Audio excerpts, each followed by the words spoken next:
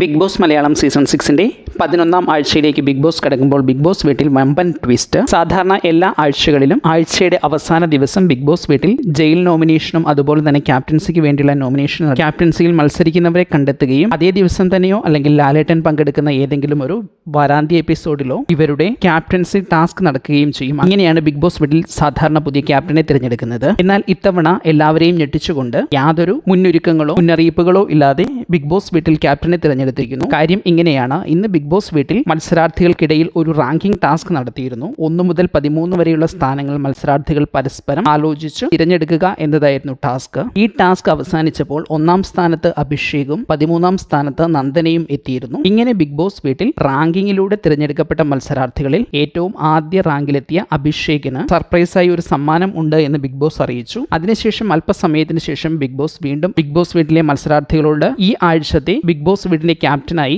റാങ്കിങ്ങിലൂടെ 1-ാം സ്ഥാനത്ത് എത്തിയ അഭിഷേക് തിരഞ്ഞെടുക്കപ്പെട്ടിരിക്കുന്നു എന്നറിയിച്ചു. സത്യത്തിൽ ഒരു കാരണവശാലും ബിഗ് ബോസ് വീട്ടിന്റെ ക്യാപ്റ്റൻ ആവരുത് എന്ന് ആഗ്രഹിച്ചിരുന്ന ഒരു വ്യക്തിയാണ് അഭിഷേക്. ക്യാപ്റ്റൻ ആവാതെ തന്നെ ബിഗ് ബോസ് വീട്ടിൽ ഒതുങ്ങിക്കൂടാൻ തയ്യാറെടുത്തിരുന്ന അഭിഷേകിനെ സംബന്ധിച്ച് വളരെ തന്ത്രപൂർവ്വം ബിഗ് ബോസ് ഒരുക്കിയ 1-ാം സ്ഥാനത്ത് വന്ന് വീടിന്റെ ക്യാപ്റ്റനായി മാറേണ്ട സാഹചര്യം ഉണ്ടാകുകയായിരുന്നു. ഏതായാലും ഒട്ടും പ്രതീക്ഷിക്കാതിരുന്ന സമയത്ത് അഭിഷേകിനെ ബിഗ് ബോസ് തന്ത്രപൂർവ്വം ക്യാപ്റ്റനാക്കി മാറ്റുകയായിരുന്നു.